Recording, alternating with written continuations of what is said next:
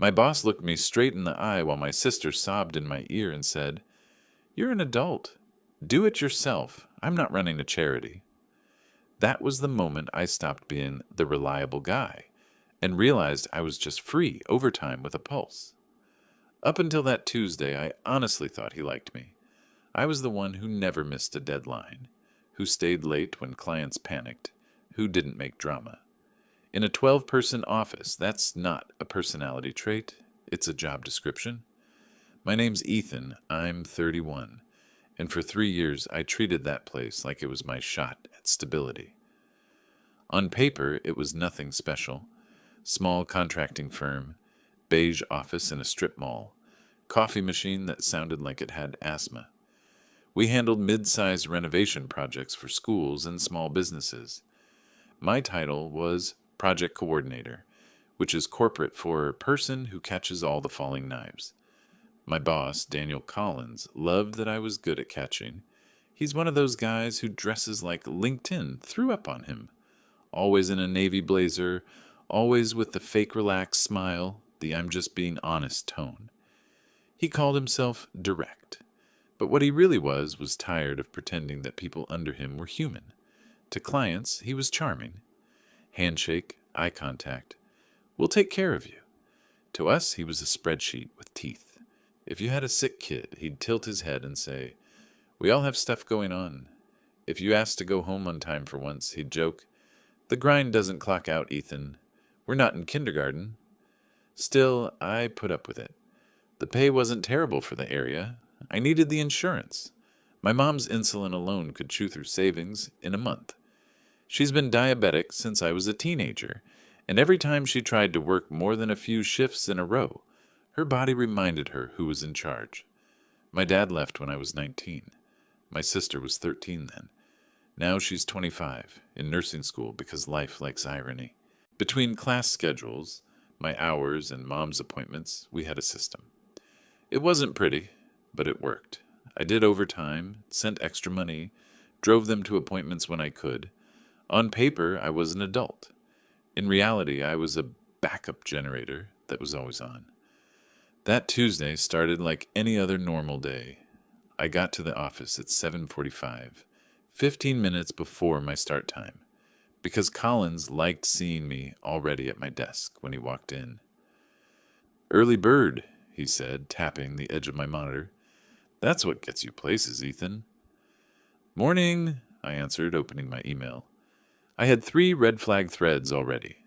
One school wanting a revised schedule, one small restaurant panicking about inspections, and one internal thread where Collins had promised a client things we hadn't even priced yet. By 10, I'd had 2 coffees and 1 small headache.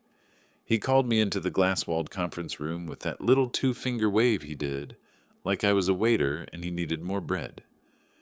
"We need to tighten up on timeline communication," he started, dropping into a chair. "Client perception is everything." Translation, he'd overpromised something again. I walked him through the schedule, the subcontractor delays, the supply issues. He nodded the way people nod when they're not listening to you, just waiting for their turn to talk. "Look," he said finally, "I just need you to figure it out. You're good at figuring it out. Don't bog me down with details." That was Colin's favorite trick. He'd make decisions, then throw the weight of them onto whoever was closest. Most days, that was me. Around noon, I had my headphones on, working through change orders, when my phone vibrated against the desk hard enough to move a pen. I ignored it the first time. Personal calls during work were frowned upon unless it was an emergency, and I'd been trained to interpret emergency very narrowly. It buzzed again, then again. I glanced down. 3 missed calls from Lily Sis. I answered on the 4th. "Ethan?" Her voice was high and thin, like it got stuck somewhere on the way out. "I'm at County. It's Mom. Her sugar dropped at home and she passed out. I came back from class and she was on the floor. I called 911. They took her." Okay, I cut in, standing up so fast my chair rolled back into the wall. My heart was doing a drum solo in my throat. "Is she conscious now?" "They're working on her. They said they stabilized her, but they're..." They're running tests. Can you come? Her voice cracked on that last word in a way that made my stomach twist.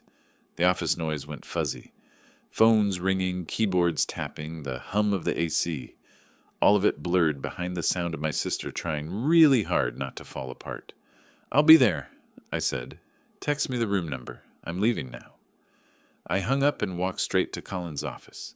He was typing half-eaten salad on his desk, door half closed because he liked the illusion of being accessible. He barely looked up. Give me 2 minutes, Ethan. I'm in the middle of... It's my mom, I said. She's in the ER. I need to head out. He blinked, finally focusing on my face. What happened? Her sugar crashed at home. My sister found her unconscious. They've stabilized her, but they need family there. I've wrapped up everything that was due today. The only open item is the Northfield schedule, and I can send that tonight from home if I need to. He leaned back, steepling his fingers like a budget therapist. Can Lily handle it? He asked. She's 25, I said. She's alone there right now. It's my mother, Dan. He sighed through his nose like I'd asked for a vacation to Bali. Ethan, we're in the middle of 3 active builds. You're point of contact on all of them.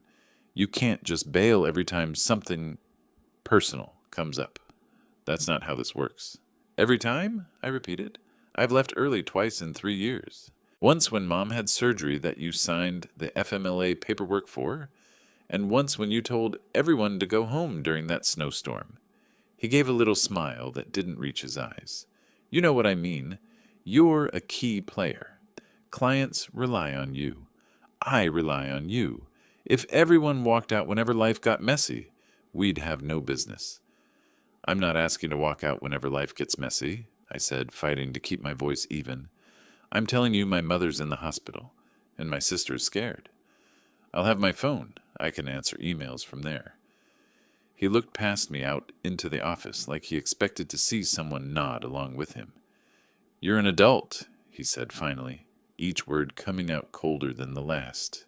Sort it out. Ask a neighbor. Have your sister handle it. Call whoever you call. Do it yourself. I'm not running a charity here. For a second I thought I'd misheard him. My ears went hot, like all the blood in my body decided to show up in my face at once.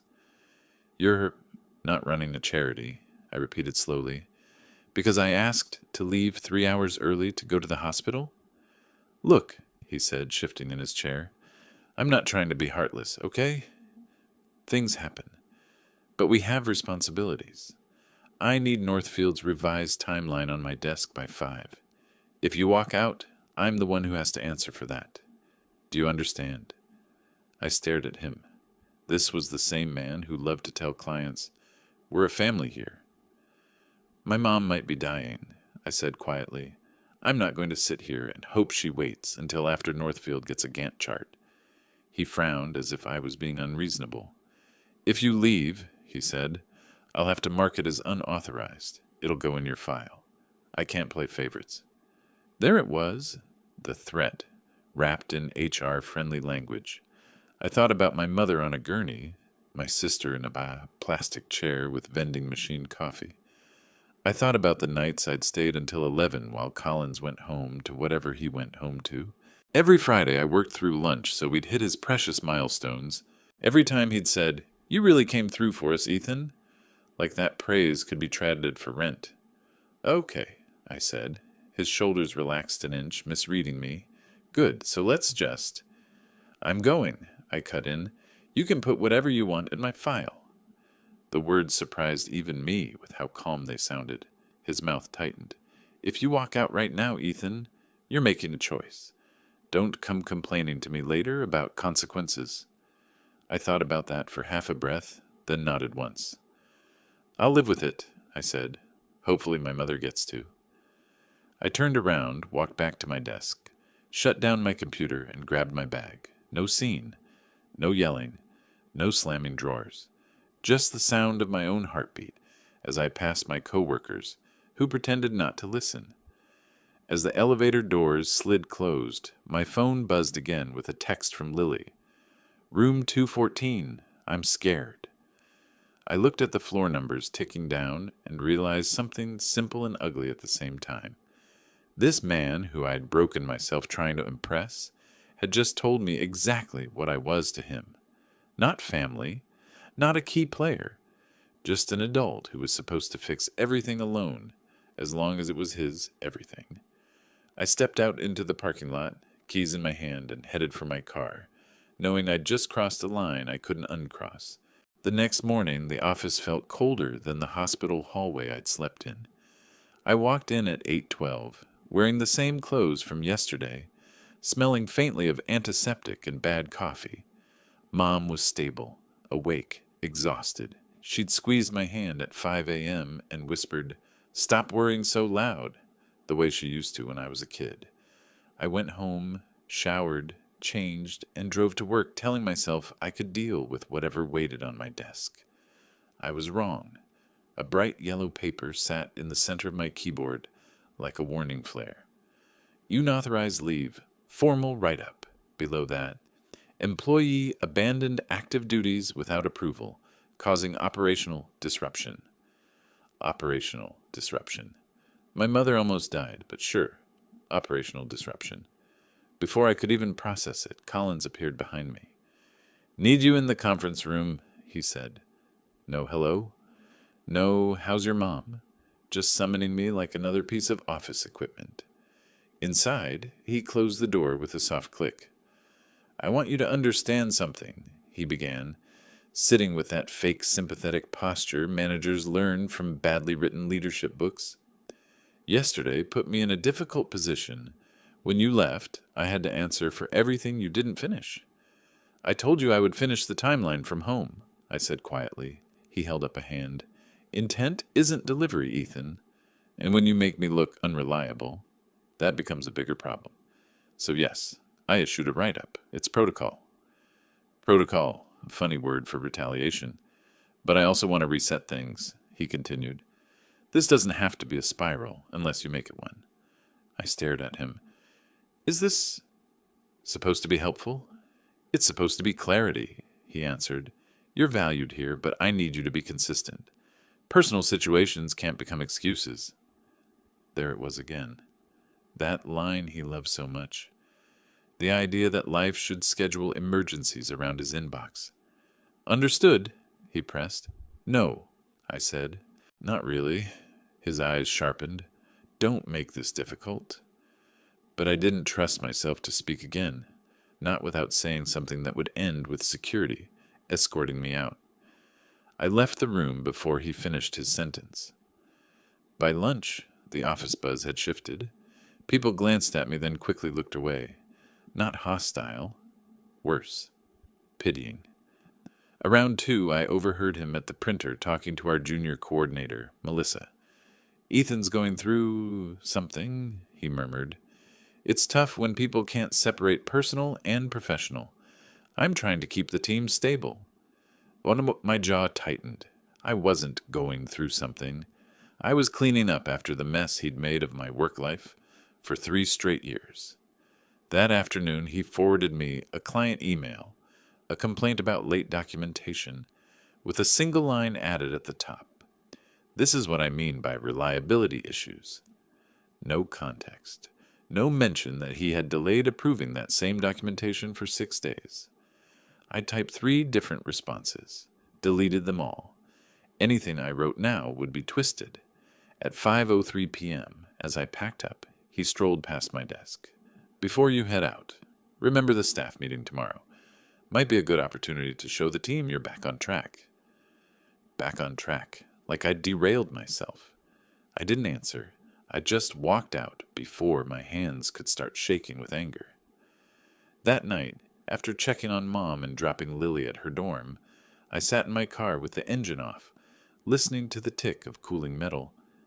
I replayed every moment of the day, every smirk, every manipulation, and then I replayed his sentence from yesterday, the one that had sliced through everything. "You're an adult. Do it yourself. I'm not running a charity." I thought I'd hit the bottom then. I was wrong. The next morning, the staff meeting felt like a performance. Stage for one audience member. Him. We sat around the conference table as Collins clicked through slides. Deadlines, budgets, team synergy, corporate wallpaper. Then he said it. With everything going on, I want to emphasize professionalism. We all have responsibilities. We all have families.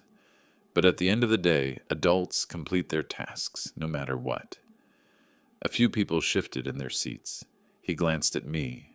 Just a flick of the eyes. Quick, sharp, deliberate. And if you can't handle the workload, he added lightly, speak up before it becomes a problem for everyone. My heart thudded once, slow and heavy. He'd brought my mother, my crisis, into a meeting as an example of failure, of unprofessionalism. Not directly, not outright, but close enough for everyone to read it. For a second I imagined flipping the table, not violently, just enough to wipe that expression off his face. But instead something clicked. Not fury, not humiliation, clarity. He wasn't interested in fairness, or reason, or loyalty. He wanted control, and he'd use whatever leverage he had to keep it. But that was just the beginning. I spent the next 3 days watching the landscape shift around me. When something went right, Collins took credit. When something went wrong, he tied my name to it. He pulled me off the promotion track he'd hinted at for months. He gave my upcoming client pitch to Melissa for her development, even though she looked terrified. He started copying senior management on emails about team concerns, and people started believing him. That's what stung most, not the write-up, not the humiliation, the erosion of trust. At 6:40 p.m. on Thursday, long after most of the office had left, Collins approached my desk with a folder. "I'm going to need these updates tonight," he said. "Shouldn't take more than a couple hours." I looked at the stack. It was at least 5 hours of work. "I'm not staying," I said. Calm, simple. He blinked. "Ethan, we have deliverables. I've hit my hours. I'll finish it tomorrow." He leaned down slightly, voice lowering to that condescending whisper he used when he wanted dominance, without witnesses. "Don't start negotiating with me. I'm giving you a direct instruction." "I'm giving you a boundary," I said. For half a second, something cracked in his expression. Surprise, maybe even fear, before he masked it with anger. "This attitude is exactly why you're on thin ice," he snapped. Thin ice, as if he hadn't been the one jumping up and down on it. I packed my bag, stood, looked him dead in the eye. "I'm going home." He opened his mouth to argue, but I walked out, past the conference room, past the glass wall, past the feeling that I was beholden to him in any way. Outside, the air was cold and clean. For the first time in months, I felt it, the faintest, smallest spark of something like dignity. I wasn't the hero. I wasn't the reliable guy. I wasn't holding the office together anymore. That night, I stopped being the person who kept saving people who never intended to save me back. And for the first time, Collins didn't know what I was planning. By Monday morning, something in me had settled. Not calm, not peace, but a kind of steady, quiet resolve. The kind you only feel after you've finally accepted the truth. No one is coming to save you. Not here. Not in this office. So I stopped waiting for fairness. I started preparing for war. Not the loud kind. The kind people like Collins never see coming because they only recognize attacks that look like their own. The first thing I did was open a new folder on my desktop. A simple name. Documentation. Inside it, I started dropping everything. Emails where Collins contradicted his own instructions. Messages where he dumped last-minute tasks on me and threatened my evaluations. Screenshots of timelines held up for days waiting on his approval. Calendar entries showing unpaid overtime he'd forgotten to log. I didn't edit anything. I didn't add commentary. I just collected facts. Facts don't need spin. They just need witnesses. By lunch, the folder had 27 files. By Wednesday, 73. The second thing I did was start tracking my hours the way the company pretended to.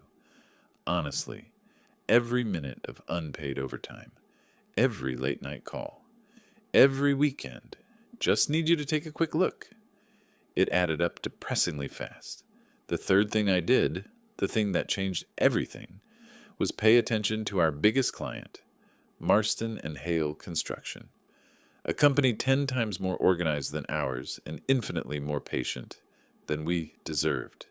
I'd been their unofficial firefighter for months. Whenever Collins screwed up a timeline or miscommunicated a requirement, I was the one who fixed it at 9 p.m., so the client never saw the smoke. Now, for the first time, I let myself notice something. They trusted me more than they trusted him, and they didn't hide it. Ethan, can you take point on the permitting update? Ethan, we'd prefer your version of the cost sheet. Ethan, are you available for a quick call? We want your read on this. Collins hated it. I saw the twitch in his jaw every time my name came up instead of his. One afternoon, after I clarified a structural revision he'd misunderstood, our contact, a sharp, calm guy named Nathan, stayed on the call a moment longer. You ever think about making a move? He asked. My pulse kicked. A move? Your work is clean, he said, consistent, and you don't panic. People underestimate how rare that is. I heard the unspoken part clearly. You're carrying someone else's incompetence. Before I could respond, Collins walked into the conference room behind me, pretending he needed the whiteboard. I ended the call fast, but the seed was planted. And growing fast. Then came the day he torched the last bridge, himself. Wednesday, 4:17 p.m. We were preparing a progress packet for Marston and Hale, and Collins made a unilateral decision to cut corners on a materials update. Something that would absolutely trigger a safety compliance flag. I told him it was a mistake. He waved me off. I told him again. He told me to stop being dramatic. He sent the packet anyway. At 6:52 p.m., my phone lit up with an urgent email from Nathan. This revision doesn't match our agreements. Confirm if this is intentional. Intentional. The word tasted like acid.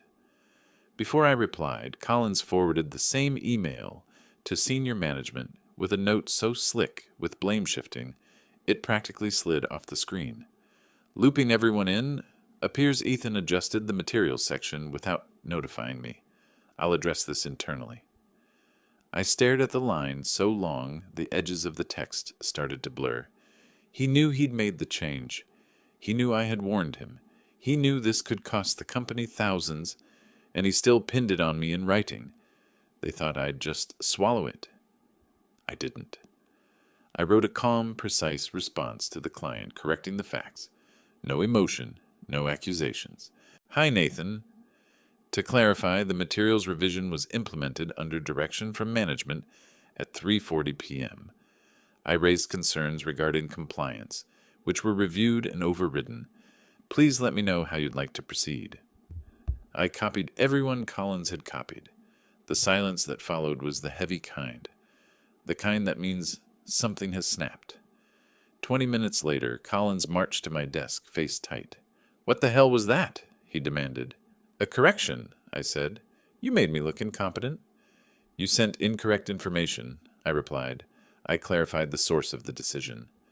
You're undermining leadership. I'm documenting leadership. For the first time since I'd known him, Collins didn't have a prepared line. He just stood there, mouth slightly open, like no one had ever reflected his actions back at him before. He walked away without another word. That night, I sat at my kitchen table, opened my laptop, and added one last document to the folder. A full timeline of events from my write-up to the falsified email. Pure facts, no adjectives. Then I composed a message addressed to HR, the regional director, the compliance officer, and the anonymous ethics hotline because I didn't trust the first three to move fast. I attached every file, every timestamp, every inconsistency, every instruction to lie, every hostile remark, in one short paragraph. I'm requesting a formal investigation into retaliation, falsification of responsibility, suppression of overtime hours, and deliberate misrepresentation to clients. All attached materials are accurate to my knowledge. I am available for interview. I hovered over the send button for exactly one breath. Then I pressed it. The email flew off like a released arrow. 5 minutes later, my phone buzzed. A new message from Nathan at Marston and Hale. "Ethan, call me tomorrow. I want to discuss something that may be beneficial for you."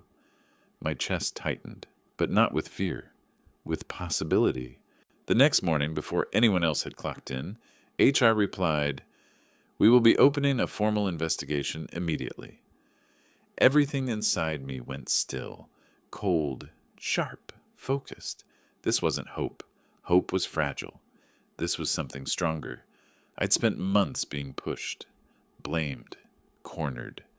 Now the walls were shifting, and Collins had no idea the floor beneath him had already started to crack. HR moved faster than I expected. By Tuesday, the quiet in the office had changed texture. It wasn't the usual midweek drag. It was the kind of silence that forms when people sense a storm but don't know where it's coming from. At 9:14 a.m., Collins was called into a meeting with HR and the regional director. He walked past my desk with a stiff smile that looked more like a grimace. He didn't make eye contact.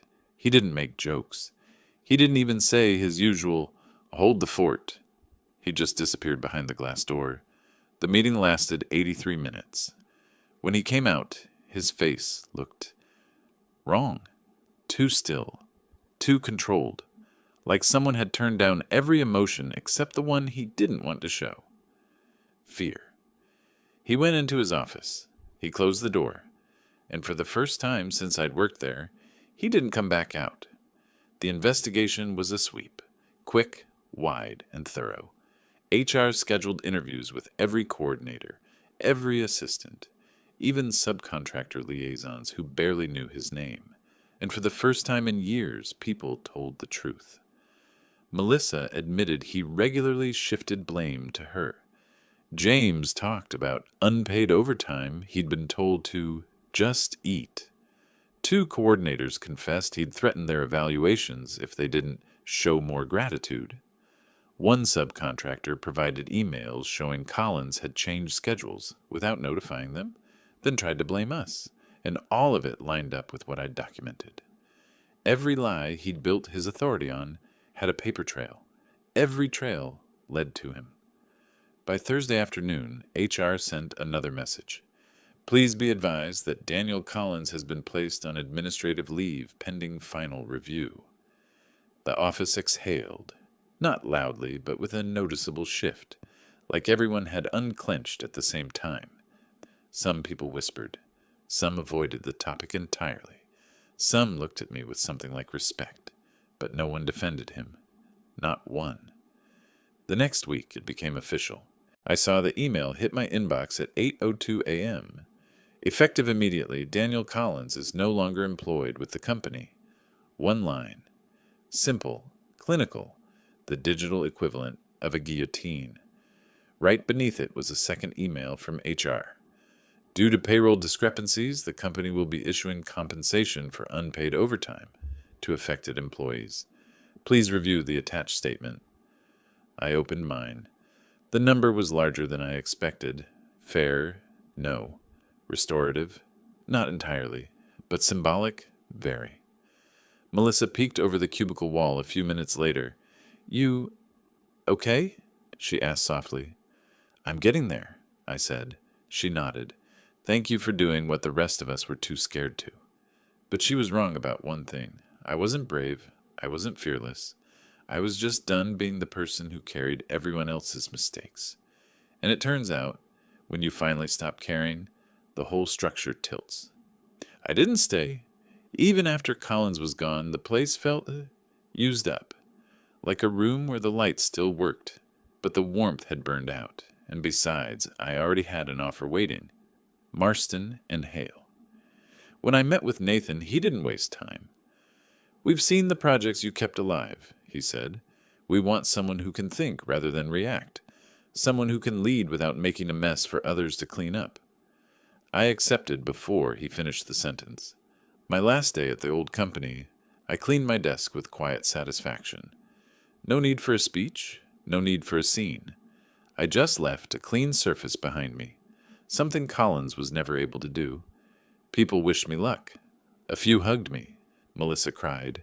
James shook my hand so hard he nearly dislocated something. When I walked out for the last time, the door didn't feel heavy. It felt earned. 3 months into the new job, I ran into him. It was at a regional construction expo, of all places, the kind of event where companies handed out branded pens and stale mints. I was looking at a modular design display when I heard a familiar voice behind me. Ethan? I turned. Collins looked smaller, not physically, but in presence, like someone had turned down the volume of whatever he'd used to project authority. His suit fit wrong. His hair was messier. He held a stack of pamphlets from some mid-tier vendor booth. "Didn't expect to see you here," he said. I nodded. "New position has me attending more events?" He swallowed. "I heard. Marston and Hale, right? Good company." "Very," I said. He shifted from foot to foot. "Look, I know things got complicated. A lot was said. HR overreacted, and I wish they'd handled it with more nuance." Nuance. He still couldn't say the word wrong. "I hope you're doing well," he added, almost pleading. "I am," I said simply. He waited for more. Apology, forgiveness, validation, anything. I gave him nothing. After a moment, he nodded, forced a smile, and walked away. He didn't look back, neither did I. My life now is simple in all the ways that matter. I get home before 7. I cook dinner instead of inhaling takeout at midnight. My phone sits on the counter, not buzzing with emergencies that aren't mine. My mother is stable. My sister is finishing her clinical rotation. I sleep without feeling like I'm bracing for impact. Peace is not dramatic. It's not loud. It doesn't announce itself. It just fills the spaces where chaos used to live. Sometimes people think closure is about confrontation. The final speech, the triumphant moment, the cinematic reckoning. But mine came quietly, in a clean inbox, in a job where respect isn't optional, in a life not dictated by someone else's deadlines. My boss once told me he wasn't running a charity. He was right. But what he didn't understand was this. I wasn't asking for charity. I was asking for basic decency. And the moment he made it clear, he couldn't offer even that. I stopped offering him my labor, my loyalty, or my silence. Door closed. Locks changed. Paper signed. Life resumed.